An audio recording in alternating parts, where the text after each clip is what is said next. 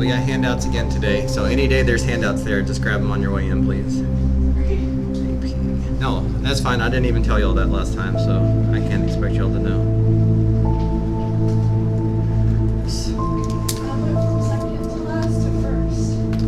Second to last? You mean coming in?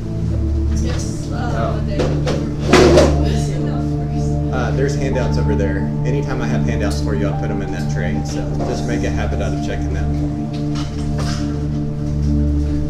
Did you just get here earlier, or are they doing the line a lot faster today? Kind of both. Okay. Honestly.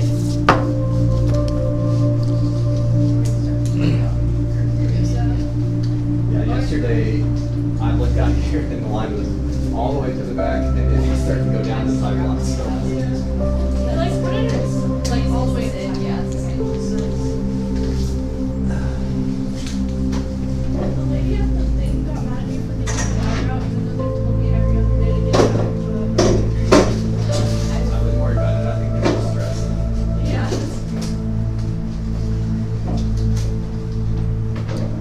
Most even it just goes, use my preach and I can't. The line was already like long.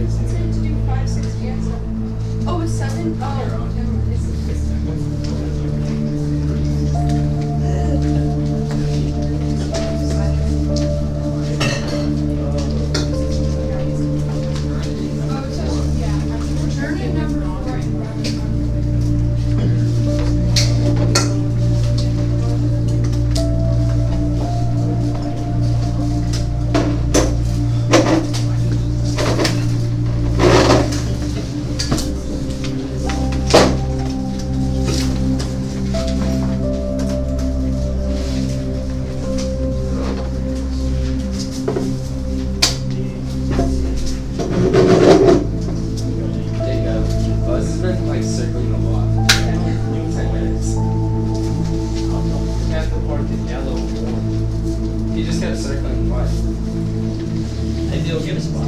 Why were you here so early? I got here at 8:30. No, you're here like at 5. No. Do I need a check? Huh? Do I need a check? Yeah.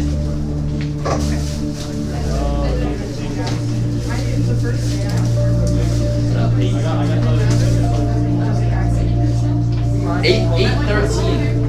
No, I was at a stoplight by my house. No, Josiah, since I live in the same neighborhood. Oh, Jacob, yesterday I was leaving Tropical Smoothie. I was parking next to Keon. I looked down, I called someone. I looked up and Ross is parking. He's calling Keon. It's the Matrix, bro. Huh? Yeah. I got all the graph ones wrong. Like, Oh yeah, well, I didn't even try them. I just kind of. Yeah, I would know that. I hope. you want to be honest, Jacob? Nah, trust. They were above my level. Trust me, bro. I would have gotten it. On the test, I'll get it or something. Oh, I forgot to grab this stuff, bro. Clark Crawley will not be getting his can soup. Do you want to come home with me during advisory? No. It's like 5 minutes that way. Bro, I'm not trying to drive all the way around. Henry, what am I gonna do? I'm not my bag. Bro, it's actually easier than you think. I know, it's like. No, I know easier to forget.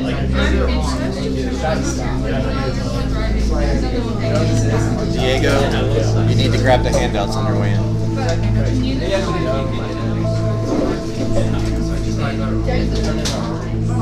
Why did you go to the classroom? What? What? Why did you go back to your stuff?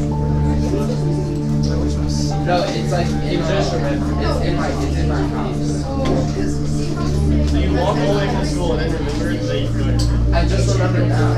He drove us. Like I drove. Yeah. Why would I walk this? No, I'm talking from your car to the building. It's not in my car. I know. But you got out of your car without your stuff. No, not my. This is other student council. All right, guys, class about to start. Start making your way to your seat, please. I saw your backpack. We pointed at the target bag. Sorry.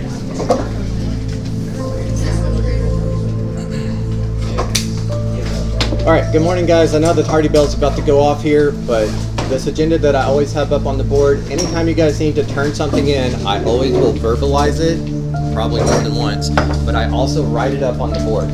So, obviously, I didn't expect you to know this because, you know, this is the second day of school, but especially those of you that came in early, you can see that you were turning in number 4. So, make sure your name's on it.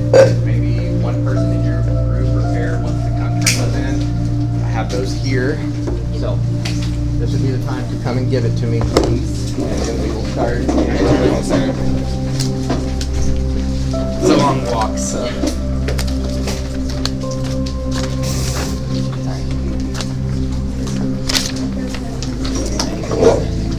You think I should go back to my But Miss Fairfield? Well, if you're my big, go ahead. I'm not. Who is? Oh, yeah, I do know.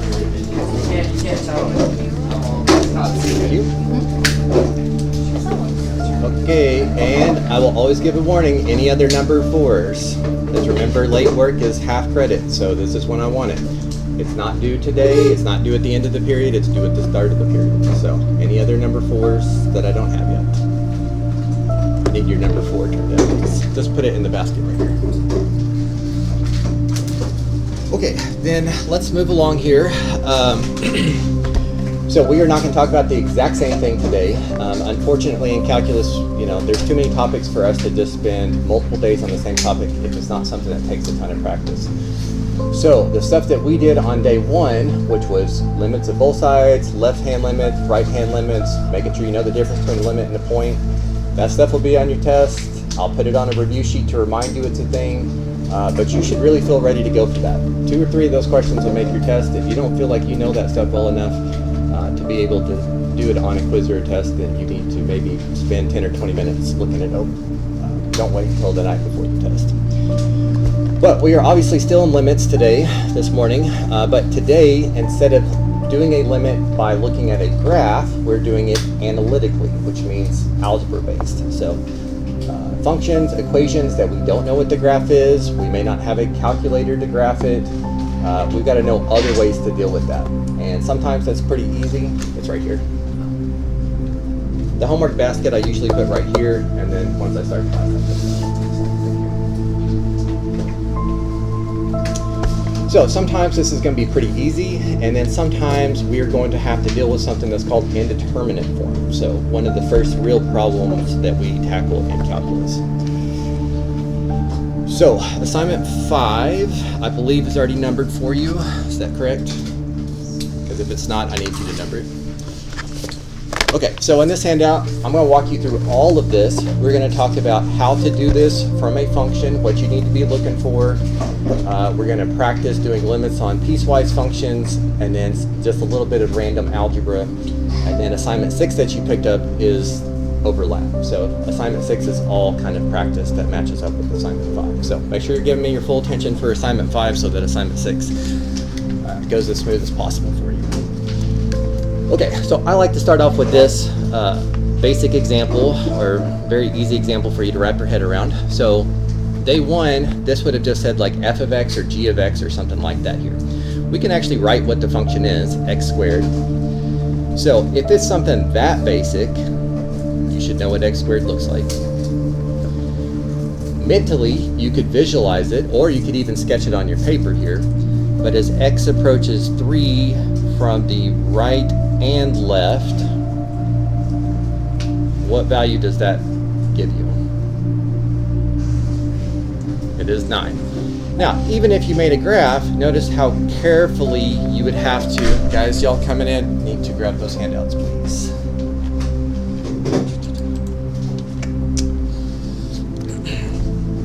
And we also turned something in as well, so make sure you get that to me. Switch this. There we go. The agenda's up over there so you can see what you missed. Okay, but some of these equations are going to get so messy, I don't know what they look like. I know what x squared looks like, so I can do it this way. But the quickest and easiest and first step always is going to be something called direct substitution. So even without looking at the graph like we did on day 1, take this number, directly plug it in for all the x's, and if you get a real number like 9 is a real number, you can assume that's your answer without even seeing the graph. So best case scenario is we do direct substitution, we get a real number, circle it, and be done. Okay, this is also not new, but just to make sure you don't have it mixed up. If I tried direct substitution here, I would get 4 divided by 0. What happens when you try to divide by 0? Okay, so this fraction might be undefined, so we would say the limit is, say negative? Doesn't exist, does not exist. Sorry, I guess I misheard you.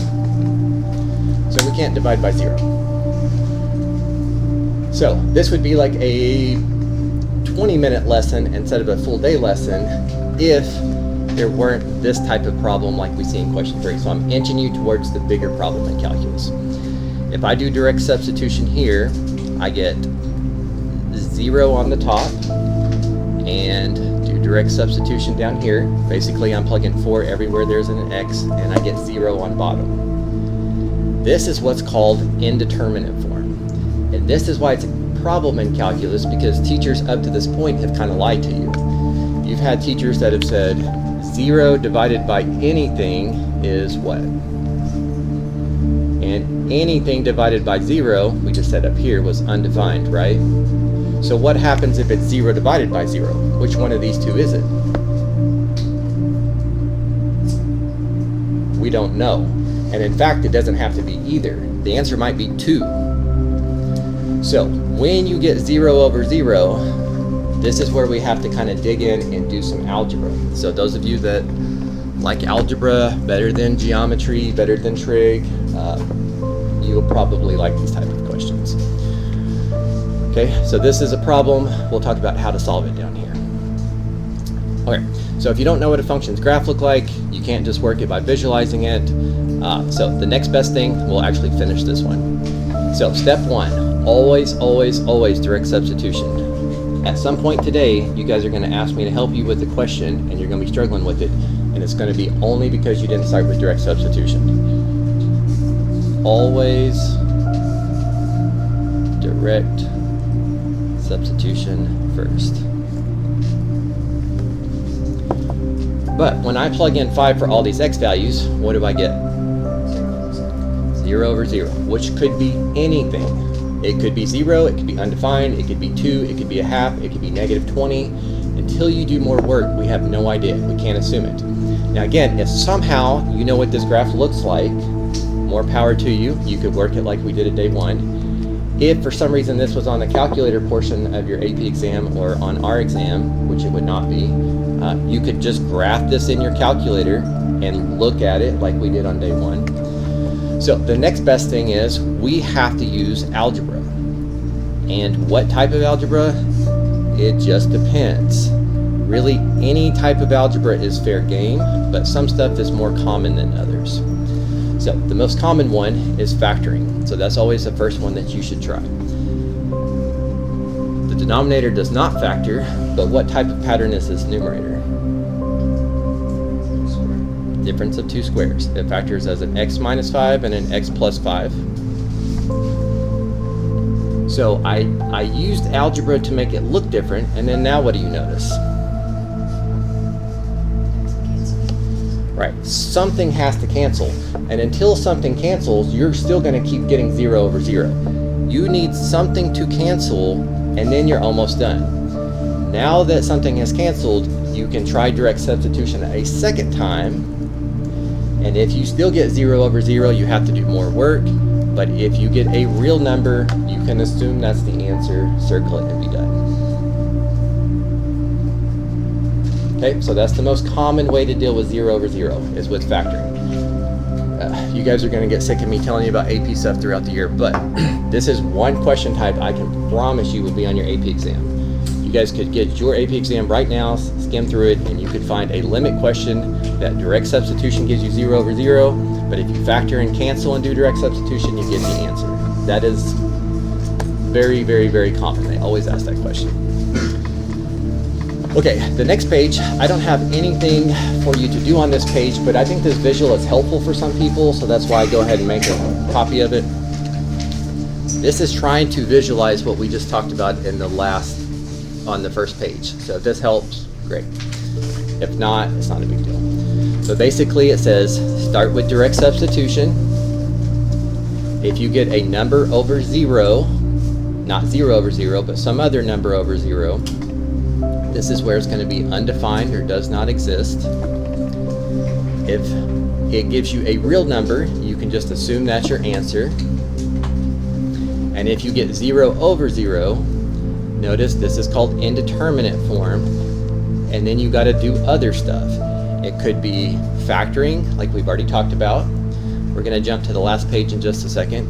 Sometimes it could be having to use a conjugate trick. It could be using trig identities. It could be complex fractions.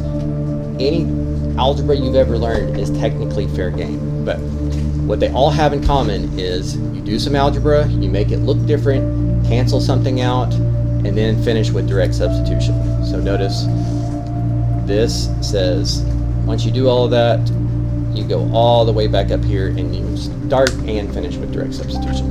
So again, that's just kind of a flow chart that hopefully helps you kind of see what this process is going to be. But I think you'll also get that over a few examples. Okay, so to stay on topic, I want to skip the piecewise functions for just a second. I still want to do those with you today, but let's talk about 8 through 12 so that you can get a sample of some ways to deal with this. Okay, so you tell me, what should I start with in question 8? Direct substitution, because that's what you should always start with. So if we plug in 4 to the third minus 4 times 4 squared over 4 squared minus 16. Doesn't really matter what it comes out to be. Well, it does, I guess, a little bit. But can you see that this is going to give us 0 over 0? So that's unfortunate, because if we got a number, we're done. If we get 0 over 0, we're just starting. Okay, So what we have to do is we need something in the numerator to cancel something in the denominator so that we can try direct substitution the second time. Well, I've only told you one way to deal with 0 over 0 so far, and that is factoring. So notice in the numerator, you could factor out a GCF. The denominator's another difference of 2 squares. And regardless of how you deal with indeterminate form, it's always going to finish the same way, which is nice because it gives us some reassurance. Something has to cancel, and then you finish with direct substitution. The answer to that is 2.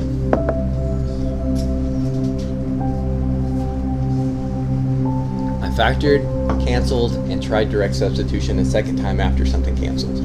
So if you're good at factoring, it's not like these are tough questions. If you struggle with factoring, then that's something you need to put some effort into. We use factoring quite a bit in calculus. So even though this is much more important, I guess, than what we did day one is still good for you guys to learn the notation, have a better understanding of what a limit is, and then hopefully it gives you some perspective about what this means. I have no idea what this graph looks like, but I know that as x gets closer to 4 from the left and the right, I know that it's approaching a y value of 2 from both sides. So with that little bit of work, I know something about that function that I wouldn't know otherwise, because I don't know what that looks like. Okay, so that's one that's kind of in the middle as far as length. It wasn't as easy as direct substitution, but it was only factoring. Factoring is one of the easier ones to deal with. Okay, what's the first step in number 9? Direct substitution. We get 8 minus 20 plus 1, which is negative 11. What am I supposed to do with negative 11? That's your answer. If you get a real number answer, be done. Don't make the question harder than it has to be. And this is why you need to start with direct substitution. Don't just assume you have to do the factoring thing, because you're going to do more work to get a wrong answer. Start with direct substitution and hope that you finish. Okay, I would ask you again, but you always start with direct substitution. So if I do this, if I plug in 2, I get 3/4 minus 3/4 on top, which is 0, which is not necessarily a bad thing, because if the denominator comes out to be anything other than 0, 0 divided by anything would be 0. If you get these two rules mixed up, I added these little posters here. Okay to have 0 on top, it gives you 0. Not okay to have 0 on bottom. That's what it's defined. So use that as a visual reminder. And then of course the denominator goes to 0 also. So all of a sudden this one becomes where we have to dig in and actually do a little bit more work. We're not just finished. Okay, so the only thing I've told you so far is factoring. Does this look like it factors? No. So unfortunately we need to dig in our bag of algebra tricks and find something else to try. 0, 0. So let me ask you, does anyone remember the math term when you have fractions within a bigger fraction? Very good. It's a complex fraction. And so the algebra trick to make this work out is we're going to get rid of the complex fraction. So we're going to get rid of these smaller denominators. So what I mean by that is, this says divided by 4. You know, fraction bar is really just division. So to get rid of a divided by 4, I want to multiply this by 4. So that way it cancels and I don't have a fraction here anymore. But if I multiply one thing by 4, to keep it algebraically equivalent, I have to multiply everything by 4. Now, I still have one more small fraction. What do I need to multiply him by to make his small denominator go away? Good. If I multiply this by x squared, that cancels. But I can't just multiply one thing by x squared without multiplying everything by x squared. What we're really doing is multiplying the top and bottom of this fraction by 4x squared, that's the least common denominator, and in the numerator that 4x squared is being distributed. So complex fractions, that's the important step. Multiply by all the small denominators. It gets very messy. I have bad handwriting, I'm sure some of you do as well, but for your sanity, try to make it as legible as possible. I'm left with 12 minus 3 times x squared over 4x squared minus x minus 2.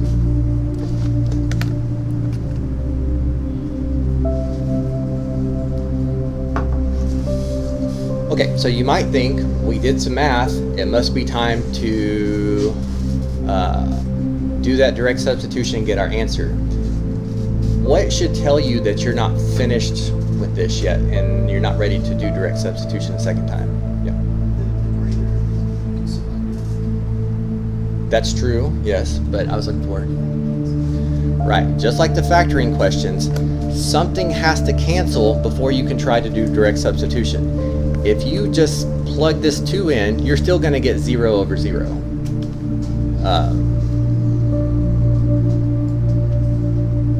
Why would you get 0 over 0? You get 12 over...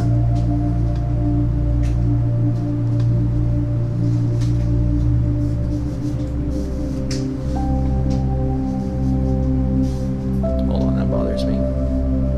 Okay, I'll come back and look at that in just a second. Okay. But if nothing is canceled, nothing from the numerator has canceled with something from the denominator. So we need to not do direct substitution yet. So this one we have to go even further, unfortunately. Now you don't have to do this all the time, but I need you to know to finish, something from the numerator needs to cancel something from the denominator. So Diego told us that the numerator still factors. So it does. You could factor out a 3. And then what's left over is also the difference of 2 squares.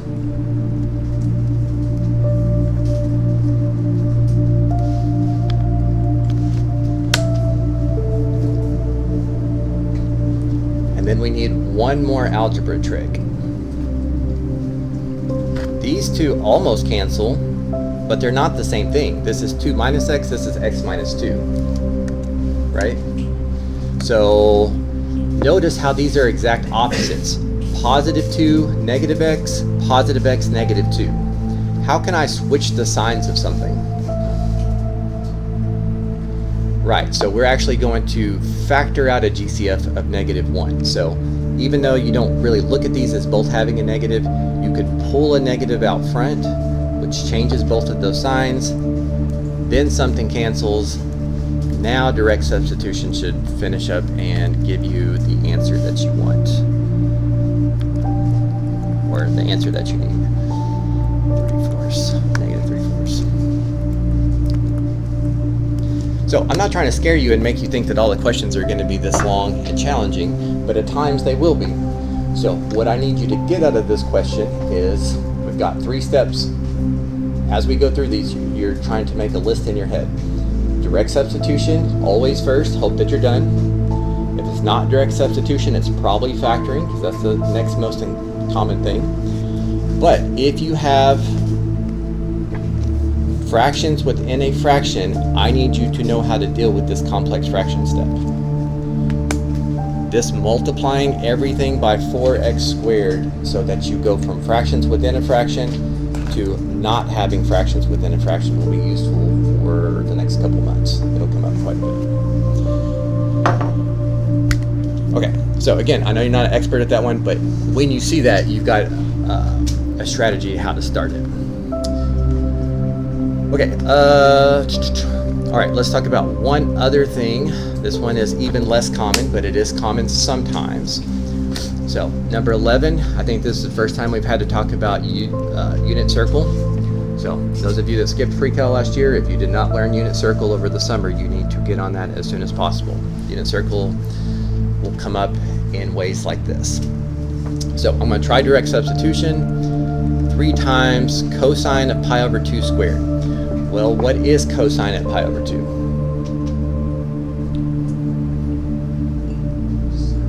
It is 0. So the numerator goes to 0. And in the denominator, I get 2 minus 2 times the sine of 0, which is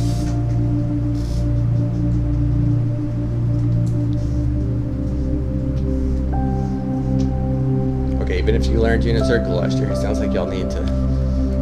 Pi over 2 is here, the point is 0, 1, sine is the y value. Yeah, that's true. Good job. So we get 0 over 0. Alright, so unfortunately, This is the type that we got to spend more time on. Okay, does this look like he factors? Just going in order. You could factor the denominator, right? You could at least pull out a 2. I don't know if that helps, but the denominator doesn't factor. So factoring is not the only way to deal with indeterminate form this time. Bless you. The only other way I've showed you is complex fraction. This is not a complex fraction because I don't have small fractions within a bigger fraction. So I've not told you how to deal with this until now. But in pre-calculus, there's a handful of identities that you learn. And one of those is sine squared plus what gives you 1? What was that? Sine squared plus cosine squared equals 1. That's the first and most common Pythagorean triple. We use this one in calculus sometimes, but basically it means cosine squared is the same as 1 minus sine squared. And so those of you that did pre-calculus with Ms. Thomas last year, do y'all remember doing trig proofs where you try to make one side of something look like the other side? That practice was really for this. That was telling you what to change it to, but it was getting you to think about, well, cosine squared is really just 1 minus sine squared.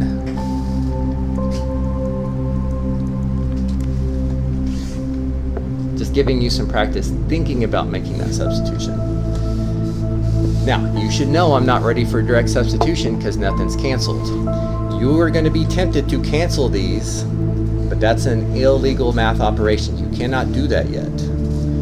You still have to factor one more time. The top has a difference of 2 squares. 1 minus sine, 1 plus sine. This is 1 being squared, this is sine being squared. It's the difference of 2 squares.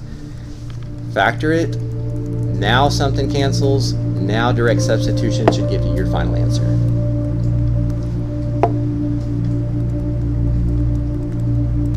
Of course, you need to know the unit circle.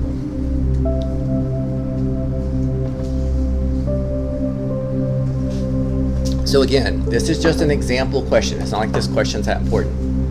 But I'm trying to help you think about some of the tools that you have learned. So start with direct substitution, hope that you're done. If it's not that, it's probably factoring. If it's not that, it's probably, or it could be a complex fraction. If it's got trig stuff, it might be that you need to do a trig identity like I have highlighted there, saying cosine squared is the same thing as 1 minus sine squared. Now, again, you need to know that. It will show up on your AP exam a few times. It'll show up a handful of times throughout the year. But on your desk where it has your seat numbers, I have a few different things in here, and one of them is, yours might be hidden, so I'm telling you. The Pythagorean identity that has the top one, sine squared plus cosine squared equals 1, and it reminds you how to find these other two. So if you want to move that up front, in case something like this comes up later today, that's why I put that link. But you just get a little bit of a visual reminder. Just leave it in the packet or in the square thing when you're done with class. You don't have to go. Okay, let's look at one more of these, and then we'll go back to the piecewise functions, and then we can kind of reset and let you start practicing some of the easier ones and then build up to this. But question 12, I would like y'all to tell me what to do. What should I start with? Thank you. Which is 4 over 0. Is that indeterminate form? It is not. Only 0 over 0 is indeterminate form. A number other than 0 divided by 0. Right, the fraction's undefined, which means the limit does not exist. That was number 2 on your notes. Only 0 over 0 is where you're going to have to buckle down and do some factoring and maybe a trig identity or something.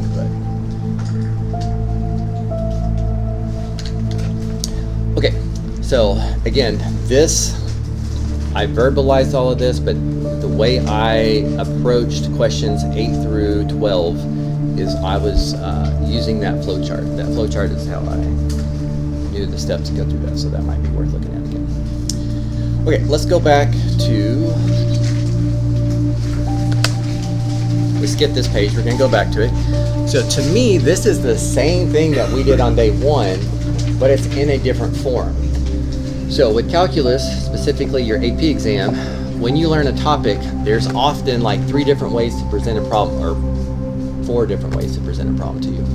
So this topic is limits. First class we talked about, well, what if you know what the graph looks like?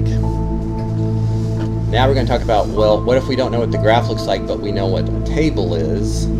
Just a different way to present the same information. Or maybe I don't know what the graph is, but I know what the piecewise function is. A limit still means the same thing we did on Tuesday. So you're gonna notice a lot of similarities there. Okay, but I want you to try this one just for yourself. What do you think a reasonable estimate for the limit as x approaches -2 is? So go ahead and just write on your paper, looking at that table. I want you to see if you would get that correct without me giving you a hint.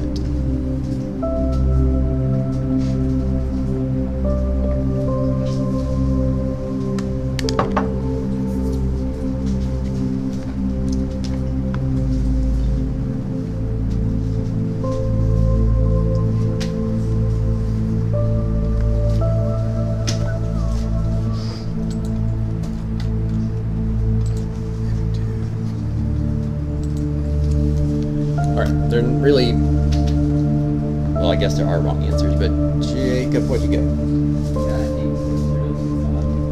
8.025. Okay, that's reasonable.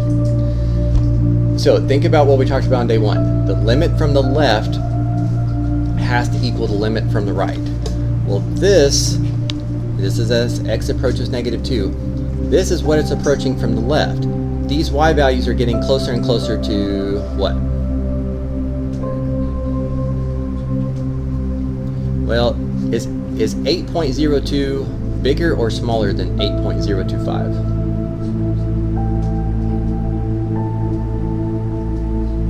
Okay, I don't remember what I asked, so I don't remember which order. 8.02 is smaller than 8.025. So your answer, you're saying is going down, and then it starts to come back up. Okay, from the right side of -2, it looks like the y values are getting closer to, could be 8.025. That's not the answer I expected him to give. What's a nice whole number answer? 8. This is getting closer to 8 from the right. This is getting closer to 8 from the left. It's the same thing we did on day 1, but instead of a graph for you to visualize it, it's a table. You're just using the information a different way. The long version is, and this would work, there's nothing stopping you from plotting these 6 points, making yourself a little graph, and seeing that as x approaches -2, it approaches a value of 8. I think that's a lot of work to do that, but you could. So we will see questions with tables. Okay, piecewise function. So the limit, piecewise function, you mainly need to think about which piece to plug it in. Sometimes you plug it into one piece, sometimes you plug it into 2 pieces. You have to understand what a piecewise function is telling you and how to read it to be able to do that. So this piecewise function, y equals the sine of pi x, but only during these x values, and it equals x over 5, but only during those x values. So if I care about as x approaches -5, should I be trying to plug in -5, because I'm doing direct substitution, should I be plugging that into the top piece or the bottom piece? Okay, can y'all tell us how you do that?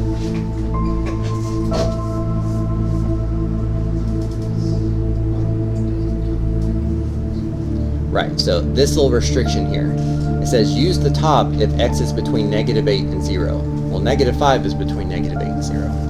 So our answer, direct substitution, comes from this. The sine of -5 pi would be 0.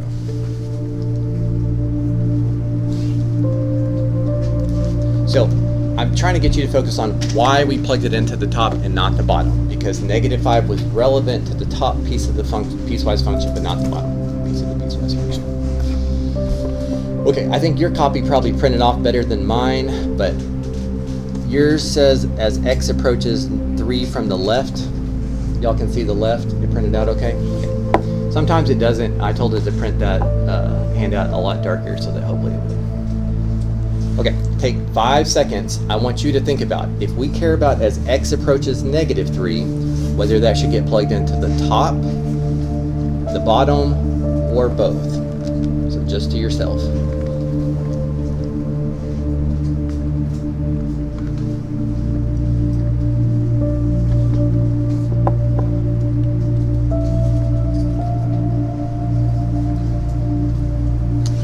Okay, so if we're coming from the left, does that mean x is bigger or smaller than 3? So that's just this one. So we're going to direct substitute it in here. Got a real number, so we're done. If you can read a piecewise function, this is still just basically direct substitution. But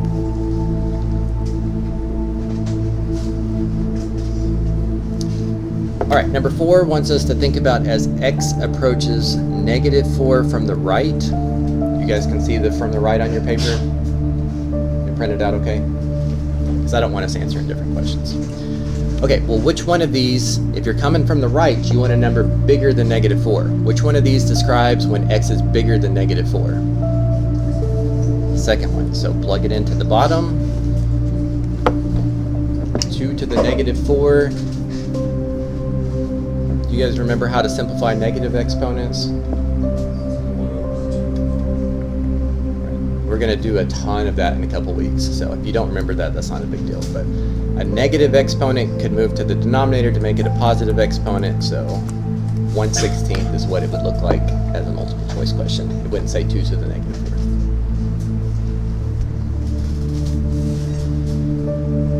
Okay. I think the next one's going to trick you a little bit. I want you to try number 5 without me giving you any hints, other than I think it's going to trick a lot of people. Try it and see if you fall into that trap.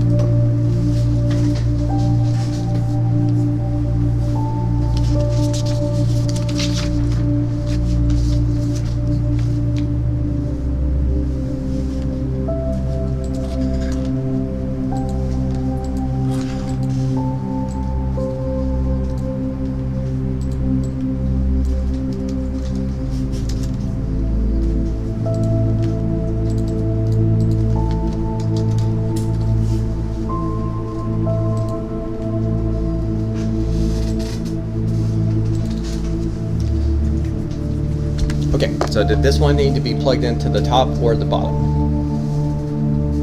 Both. Perfect answer.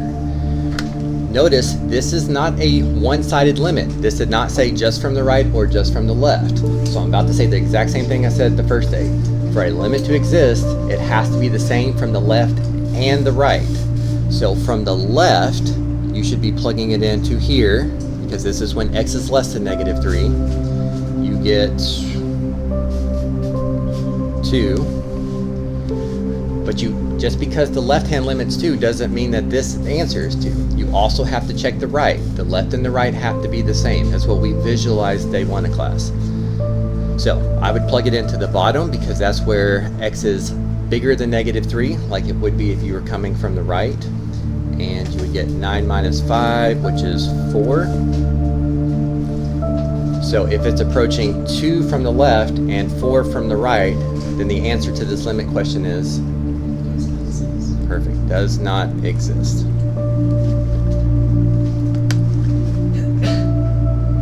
Same thing we did day 1, but instead of a graph, it's a piecewise function. Sometimes you only plug it into one, sometimes you need to plug it into the other. Let's skip and do this one, and then I need to show you one other thing. I'm sorry, I should have done it with the other ones. I forgot these questions are a little bit out of order. Okay, so same type of thing. I'm just going to go ahead and say it this time. You figured out if you fall into that trap or not. This is as x approaches -1, not a one-sided limit, which means you have to check left and right and make sure they're the same. So this would be the left, because it's when x is less than -1, which is what happens when you come from the left. And this would be from the right, because this is where x is greater than -1, like it would be from the right. So do direct substitution to figure out the left limit. Do direct substitution to figure out the right limit. It looks like the left and the right limit are both -1, and if it's approaching the same number from the left and the right, then that's the answer to your limit.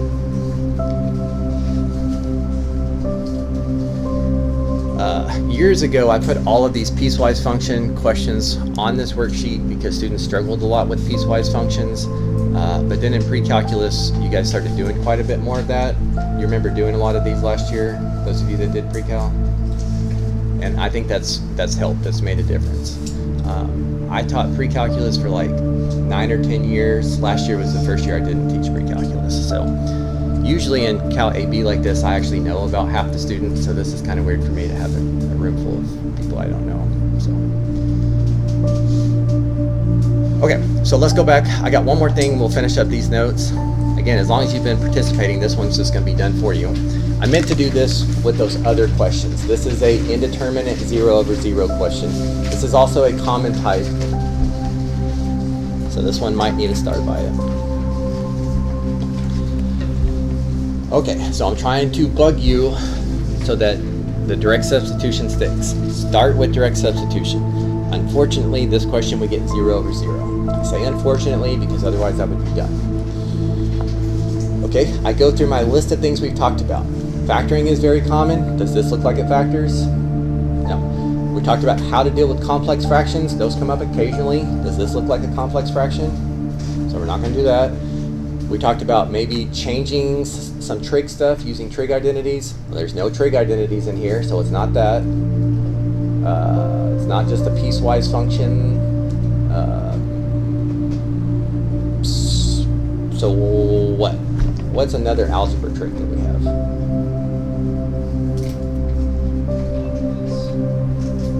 Great answer.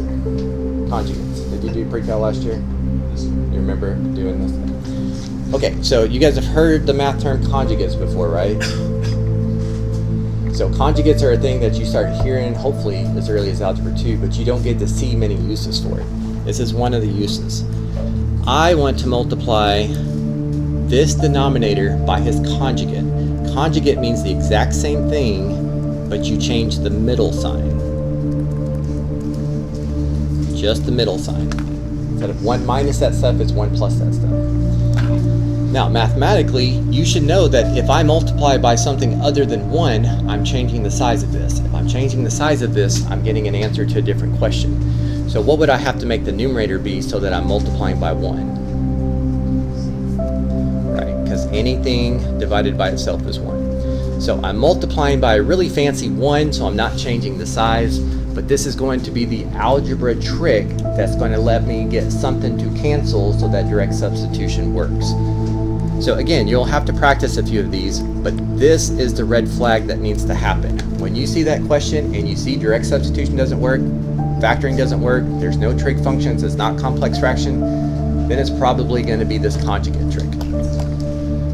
So I'm going to multiply these fractions, numerator times numerator, and then denominator times denominator. Now the reason this works is look what happens when you multiply denominator times denominator. I've got 2 terms times 2 terms, so a lot of you probably learned that as FOIL. So first part of FOIL, 1 times 1 is 1. The outer part of FOIL would be 1 times the square root of 3x minus 5. The inner part of FOIL would be negative square root of 3x minus 5. And then the last part of FOIL, and this is where you can have a mistake, make sure you get this down correctly. What is negative square root of 3x minus 5 times positive square root of 3x minus 5? Negative 3x minus 5, like that? Right, it's the square root of 3x minus 5 times the square root of 3x minus 5 is 3x minus 5. A positive times a negative is negative, but the whole thing's negative, not just the first term. So you better either put parentheses, it's the whole thing's negative, or distribute, as she said. Now, the trick to this, the reason this works out nicely, multiplying by its conjugates, and I don't even write this most of the time, anytime you multiply something by its conjugates, the outer and inner part of FOIL will always cancel. And again, I usually don't even write the outer and inner because I can tell that they're going to cancel. If I try to clean up the denominator, combine like terms, what else could I do with the denominator? Okay, somebody else tell me what would we factor from the denominator? Okay. Now sometimes you're a little bit in the dark if you're doing things right. Do you see any hope in this question? Okay. Why, what is our sign that we're on the right track? Right. We know that regardless if it's factoring, conjugates, trig identities, or any of them, something needs to cancel. The numerator needs to cancel with the denominator. And as soon as that happens, you're probably done. Finish with direct substitution. Looks like we get 2 on top and we've got a -3 on bottom, so -2/3. Now, just to be clear, I understand you guys are not all experts at complex fractions. I understand you're not all experts at multiplying by conjugates. You have to practice this a little bit. I'm just trying to get this on your radar. Sometimes you got to deal with complex fractions. Sometimes you need to do this conjugate trick. So these notes are hopefully, you know, when you get stuck on a question, you can glance and at least see how to start next time. But they take more practice than what we did last time. All right.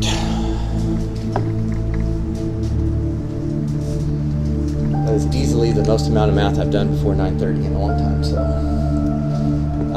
as always, I know you guys probably think that I'm rushing. I don't want to rush. I don't want to go so fast that I'm leaving you behind on something. But I also try to value your time. The more time I give you to practice in class, the more time you get one-on-one help, the more less homework you have, the more likely you do your homework, the more likely you're successful in class. So that's why you might think that I'm hustling.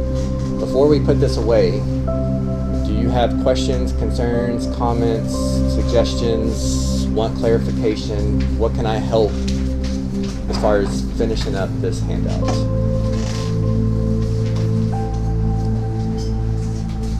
Okay, if I was you, I would probably leave this out today because you might want to use it on the next handout. If you get stuck, you might look for an example on the other one.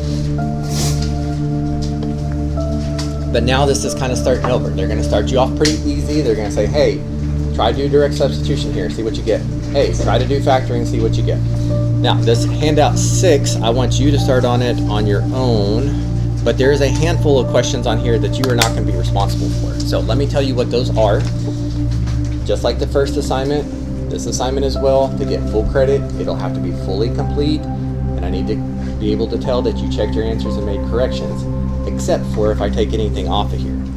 So you don't have to know these special trig limits, which includes questions 6, 7, and 8. So years ago, when I first started teaching calculus, we would have calculus students just memorize these. And then of course you don't remember them a month later or 2 months later. But later on this year, once we know how to do derivatives, there's a rule called L'Hopital's rule where I can show you how to figure out the answer for those without memorizing. You can just figure them out when you. So that's why that's not important. So feel free to cross those off. And then on the next page, 5 and 6 are the same type of questions. So don't feel any need to try to figure those out. Cross off 5 and 6. And then on the last page, 23 and 25.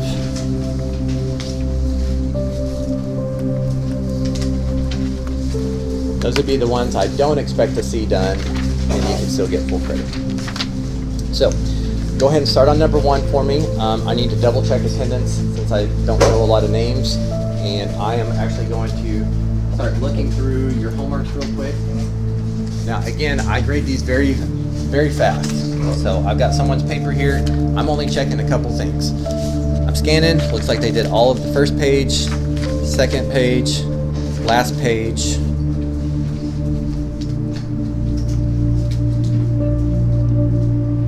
I'm checking a couple of his answers so I can see if it looks like he checked his answers. Looks like he probably did. Full credit. So if you didn't check your answers and I can notice something's wrong, then that's when you would get half credit. You didn't do part of the homework assignment.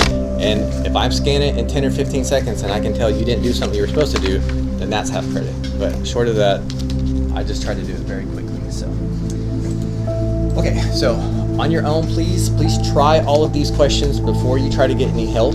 But after a few minutes, if you and all of your table partners have tried the first 5 questions, if y'all want to compare answers, if y'all want to talk about how you did it, why did you get this answer, why did I get that answer, that is perfectly fine as long as you can do it at a level that is not disruptive to anybody else.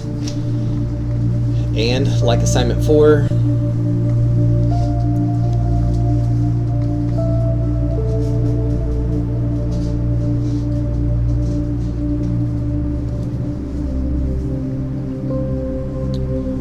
check your answers either after you finish or as you work on it. I prefer as you work on it, but I won't throw it up.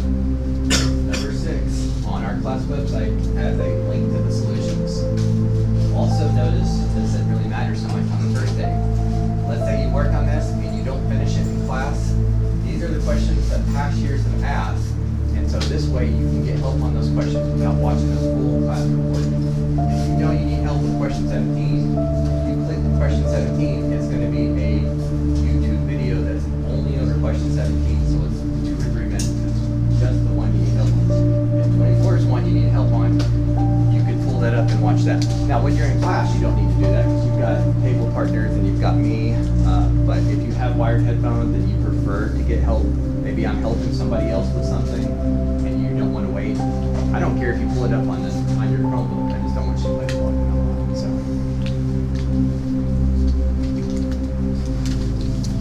Okay, so give me a couple minutes to get these homeworks in, and I will even try to get them back to you before you leave, if I can.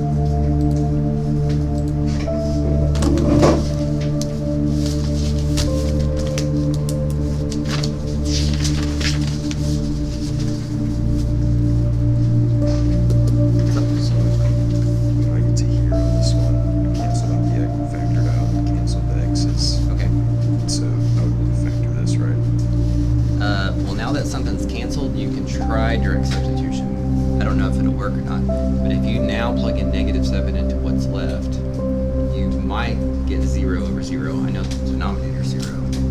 But if you still have 0 over 0, then now you've got to factor this and go further. Okay. But if you get something over 0, that would be undefined and equal. Okay. How would you factor this one right here?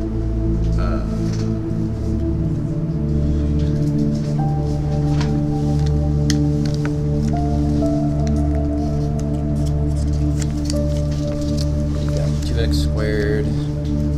2x squared plus 11x minus 21. Okay, so these two need to give you 2x squared, so 2x times x. These two need to give you 21. When you FOIL it, it's got to give you 11x. So if I put +7 and a -3, 3 times 7 is 21. And you see when I FOIL this, the outer part of FOIL gives me 14x, the inner part of FOIL gives me -3x. Those combine to be 11x. So that's how that factors. Okay. I do guess and check, but you can do any factoring method that your algebra teacher showed you. So, Okay. thank you. And the nice thing about those two is, since you anticipate something to cancel, though, if you know what the denominator is, there's a good chance the numerators just might be part of that. You know what I'm saying? So that gives you a little bit of a cheat.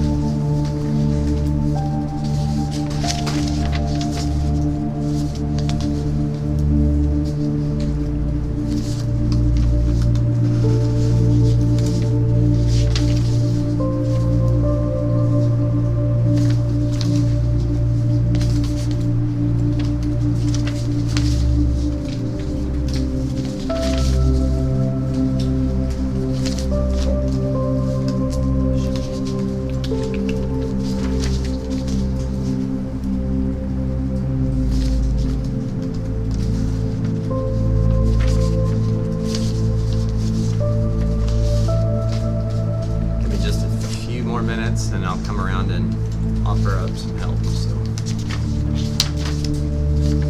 I'm almost there.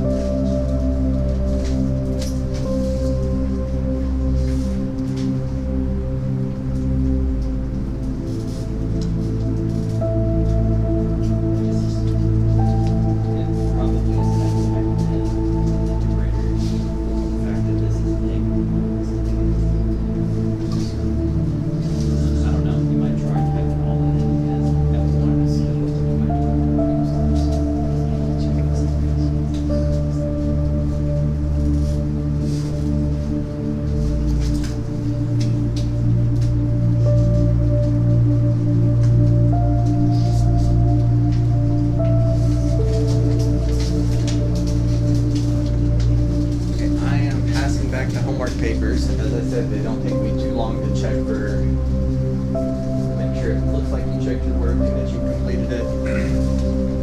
But if you have a question, just call me over because I can do this anytime. Y'all don't have to have it. I'd rather not.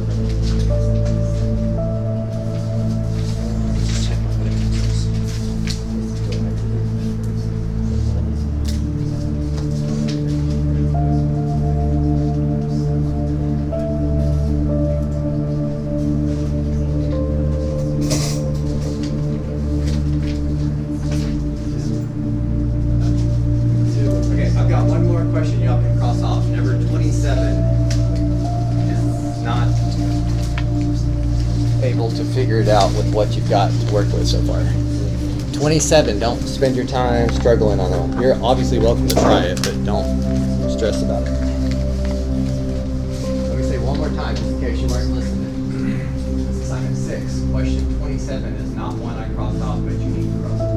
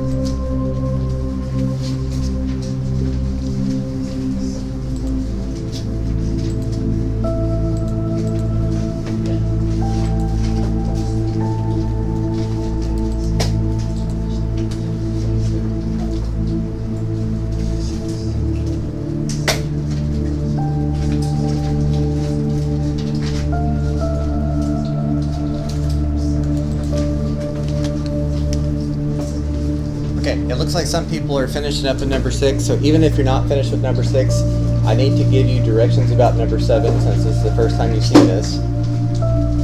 So I do have more work for you besides number 6, but I promise it's not very much. But number 7 will be on your home paper. It'll be scratch work. I have 2 Khan Academy assignments assigned to you, so those are 4-question assignments, so they can be very quick. I do ask that you keep retrying them until you get 100 though. So if you make a mistake, please stick with it and try it again. You can start over or whatever. I like the Khan Academy because if you miss something, it'll tell you you missed it, and it has a little link you can click and compare answers to see where you went wrong. I have 2 things assigned to you.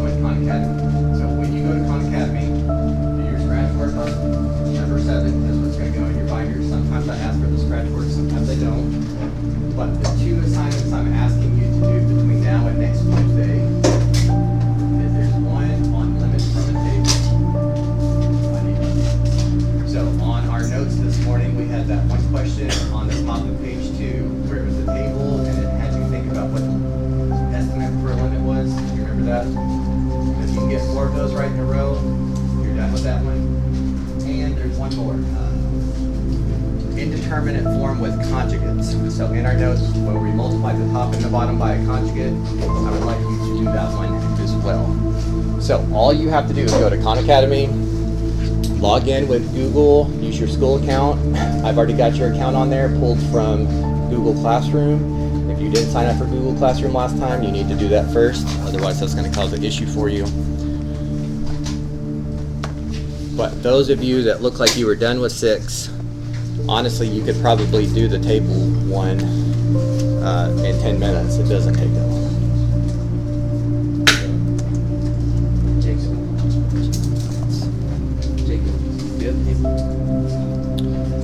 I've got paper by the door. You see that white box? In the very corner on the table.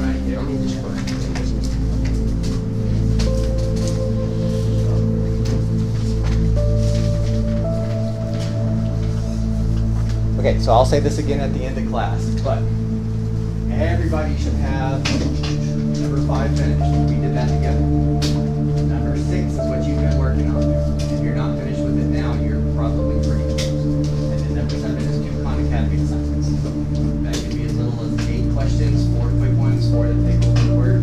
But if you're missing them and you need more practice, then that means you need more practice. So I need you to have that done by Tuesday, please, before I see you on Tuesday. And I don't know, there was something else I was gonna say there. Guys, I need y'all to sit down, please. I'm sorry. You got stuff to do, I can't have you back there.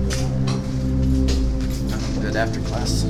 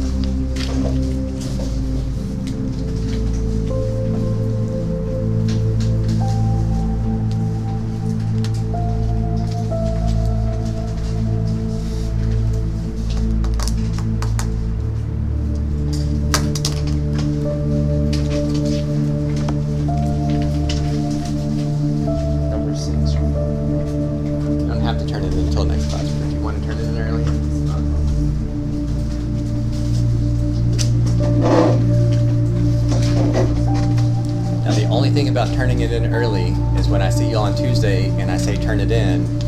If you ask me whether you turned it in already, I won't know because I can't memorize that. So you might confuse yourself whether you've done that, but otherwise I have no issue with that. Okay, we are going to round out and find a stopping place here. We got about 6 minutes, so let me first say the instructions again. I might take up number 5 on Tuesday, but participated, you have that done, and that would just be 3 class points. I do that sometimes to make sure you're participating. Number 6, make sure you finish that. You don't have any questions missing unless I said it's one you weren't responsible for. Check your answers on the website, learn from your mistakes, and if I ask for that on Tuesday, which I probably will, that's a little more reliable. That should be an automatic 100. You know whether you're going to get 100 or not. If I don't get it, it's going to be a 0. If I get it incomplete, where I can tell you missed stuff, where you didn't check your answers, it'll be 50. And if you do that, you get 100. Now, I didn't say this about late work, but if you guys ever forget to do your homework and you get half credit on an assignment, you can still finish it and you can get half of the points back.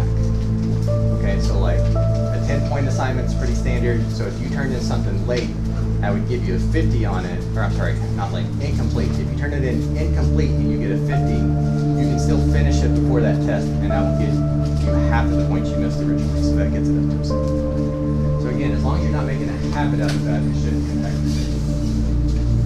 And then for the homework, I didn't do this. You got 2 assignments in Khan Academy. They should pop up. Log in with your school email or you won't see them. Any questions about what I need from you on Tuesday? Write it down and or glance at this on the class website. Remember, this is the second thing on our class website. You can see this agenda when you're at home. But I'm trying to finish up a little bit early here because I gave you guys a puzzle last time. I didn't give you the clock puzzle? I did? Okay. Did anybody put any thought into the clock puzzle and want to tell us what you think the answer is? Now, if you looked it up or something, don't share, but what do you think? 24? Why do you think 24? Okay, anybody else think 24? You're on your own there, excellent. Any other guesses? I'm gonna tell you the answer after you get a chance to guess if you want to guess. This is your chance to show that you knew the answer before I shared it.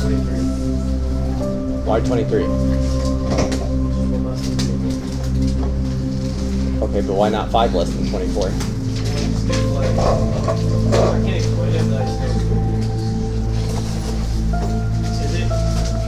It is 23. The reason it's not 24, because that first time is at like midnight, right? 12:12. But then the next time it's 12:12. That's the next day. That's why the 24th one doesn't. So, on Google Classroom, I will send you a link if you want to watch a video where someone shows you why 23 is the actual answer and how this second part of this puzzle was really hard. But if you care, feel free to watch it. If you don't care, that's fine. It has nothing to do with calculus, it's just for fun. But I will share the solution with that video buddy. All right, we got about 3 minutes.